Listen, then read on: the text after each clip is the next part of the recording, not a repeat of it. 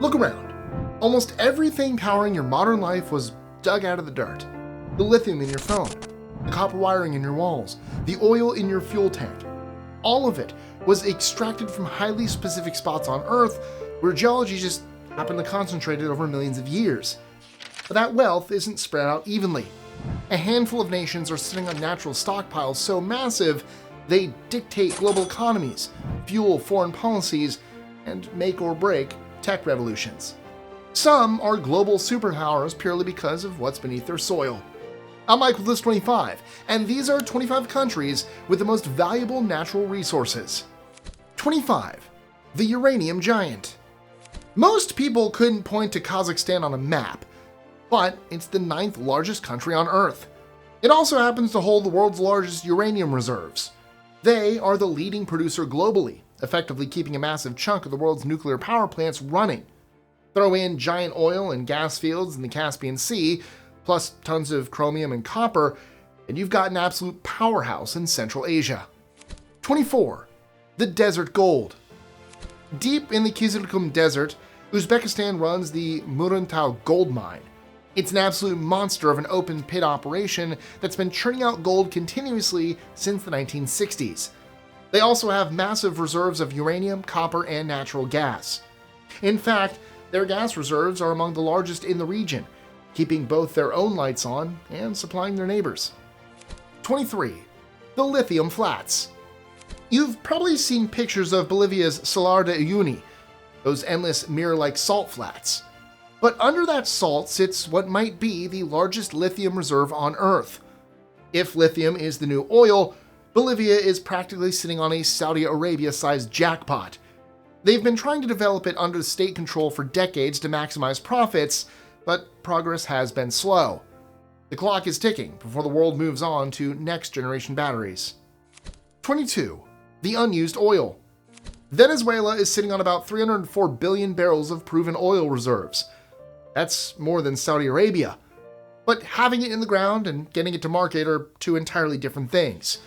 Thanks to severe political instability, sanctions, and economic mismanagement, their production plummeted from 3.5 million barrels a day in the 90s to well under a million today. Geologically, it should be one of the richest nations on Earth. Reality tells a different story. 21. The Sanctioned Giant. Iran has the 4th largest oil reserves and the 2nd largest natural gas reserves on the planet. Put those together, and their total hydrocarbon wealth easily ranks in the global top 3. They also have massive deposits of copper and zinc. The geology is spectacular, but heavily enforced international sanctions have severely capped their ability to actually sell any of it on the global market. 20. The Nickel Archipelago. With a boom in electric vehicles, nickel is pure gold right now. The Philippines is sitting on one of the biggest piles of it on Earth. They rank in the top 5 global producers. Add in major gold and copper deposits, and you've got serious geological wealth. Because they sit right on the edge of the highly contested South China Sea, their resources make them a major target for foreign investment and geopolitical tug-of-wars. 19. The $1 Trillion Fund. Norway found oil in the North Sea back in 1969, and instead of just blowing the cash, they did something incredibly smart. They funneled the profits into a massive sovereign wealth fund. Today, it's the largest in the world. While they are still a major European energy supplier, about 90% of their own electricity comes from hydropower. They basically use dirty energy to buy a clean, infinitely wealthy future. 18. The Coltan Core. If you're watching this on a smartphone, you owe the Democratic Republic of Congo a thank you. The DRC holds the world's largest reserves of coltan, which gets refined into the tantalum used in almost every electronic device on Earth. They also dominate global cobalt. The tragedy here is the extreme gap between the billions of dollars buried in the ground and the heartbreaking poverty of the people living right on top of it. 17. The recovering reserves. Iraq has about 145 billion barrels of proven oil reserves, making them the 5th largest on the planet. Their Rumelia field is legendary in the energy sector. Production obviously took a massive hit during the conflicts of the early 2000s, but they're bouncing back hard and currently pump out over 4 million barrels a day. The downside? they still lack the infrastructure to capture the natural gas that comes up with the oil, so they just burn it off. 16. The Sweet Crude. Libya holds the largest proven oil reserves in all of Africa, around 48 billion barrels. Better yet, it's light sweet crude. That means it's incredibly cheap and easy to refine compared to the heavy stuff found elsewhere. Before their 2011 civil war, they were pumping 1.6 million barrels a day. Since then, it's been chaotic, with armed fractions constantly blocking export terminals and sabotaging their own golden goose. 15. The Gas Peninsula. Qatar shares the massive North Field with Iran, giving them an almost unbelievable amount of natural gas. They built a massive liquefied natural gas industry around it, giving their population of just 2.9 million people a per capita income that rivals anyone on Earth. When Russia invaded Ukraine and Europe suddenly needed new gas suppliers, Qatar's geopolitical power went through the roof almost overnight. 14. The Silver King. People have been pulling silver out of Mexico for 5 centuries, and they still haven't run out. Today, Mexico remains the world's largest silver producer, handling up to a quarter of the global supply. They also boast serious copper, zinc, gold, and offshore oil deposits. They have a highly diversified resource base, even if getting the investments to tap it all remains a constant hurdle. 13. The Aggressive Player. Indonesia produces more nickel than anyone else, but recently they got tired of just digging it up and shipping it away cheaply. They aggressively banned the export of raw nickel ore. If battery manufacturers want Indonesian nickel now, they're forced to build refineries right there in Indonesia. It was a massive power play that completely shifted how developing nations leverage their resources. 12. The Platinum Hub. South Africa controls a staggering 75 to 80% of the world's known reserves of platinum, palladium, and rhodium. You need those metals for catalytic converters and practically every modern industrial process. Gold is what built their modern economy, and while their mines are getting deeper and harder to work, they still pull incredible wealth from the ground, including the world's largest manganese reserves. 11. The Copper Coast. Roughly a quarter of the world's copper comes from a single place, Chile's Atacama Desert. Copper is in your walls, your car, the power grid. It's everywhere, and demand is skyrocketing.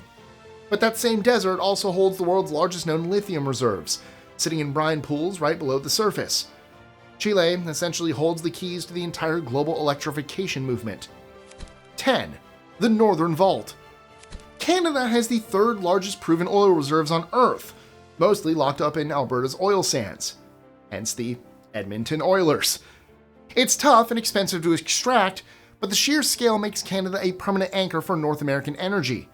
They're also a massive producer of potash, giving them huge leverage over global fertilizer and food supplies. And they hold 20% of the world's surface freshwater. In a few decades, that might be the most valuable asset of all. 9. The Iron Amazon. The Carajas mine in the Amazon sits on one of the largest iron ore deposits ever found. On top of that, Brazil produces about 85% of the world's niobium, a critical metal for high-strength steel and advanced batteries. They also figured out how to extract massive amounts of oil from deep beneath the Atlantic Ocean floor. But their biggest resource is agriculture, exporting absurd amounts of soybeans, beef, and coffee. 8. The Coal Engine. We usually think of India for its tech and service industries, but its economy is heavily fueled by what's underground. They have the 5th largest coal reserves in the world, which generates about 70% of their electricity. They also have top-tier iron ore reserves and are aggressively developing their rare earth elements to stop relying so heavily on China. 7. The Down Under Dig. Australia is basically an entire continent made of valuable rocks. They hold the largest known reserves of iron ore, lead, gold, uranium, and zinc. They're also the world's top exporter of lithium.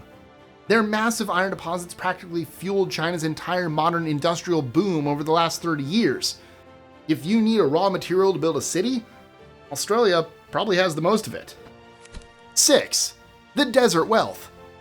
The UAE sits on about 98 billion barrels of oil, and almost all of it is packed right under Abu Dhabi. For a country of just 10 million people, that is wild wealth. It's incredibly cheap to pump out, and they've used the profits to build massive sovereign wealth funds.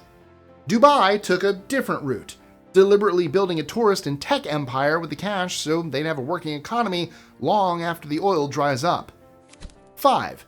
The Dense Oilfield. Kuwait is roughly the size of New Jersey, but it sits on the second largest conventional oil field in the world. That gives them the highest density of oil reserves per square kilometer of any nation on Earth. It's light, sweet crude, making it incredibly cheap to refine. The catch is, 90% of their government revenue comes from this single resource, leaving them highly exposed to global market swings. 4. The Rare Earth Giant. Your smartphone, your wind turbines, your electric cars, none of them work without rare earth elements. China produces about 60% of them. But here's the real leverage. They process roughly 85% of all rare earths globally. Mining them is one thing. Processing them is where the power is. They've weaponized this before, restricting exports and sending global tech markets into an absolute panic. 3. The Shale Powerhouse. 15 years ago, the US was leaning hard on imported energy. Then, the shale revolution happened. Hydraulic fracturing flipped the script entirely, opening up tight oil and gas formations that used to be too expensive to touch. Since 2018, the US has been the largest oil and gas producer on the planet. Combine that with massive coal, copper, and gold reserves, and the US has a level of resource security nobody else can touch. 2. The Swing Producer. Saudi Arabia is home to the Ghawar Field, the largest conventional oil field ever discovered. By itself, that one field holds more oil than most countries have within their entire borders.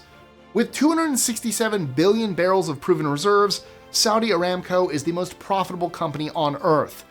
Because they have so much spare capacity, they act as the global swing producer.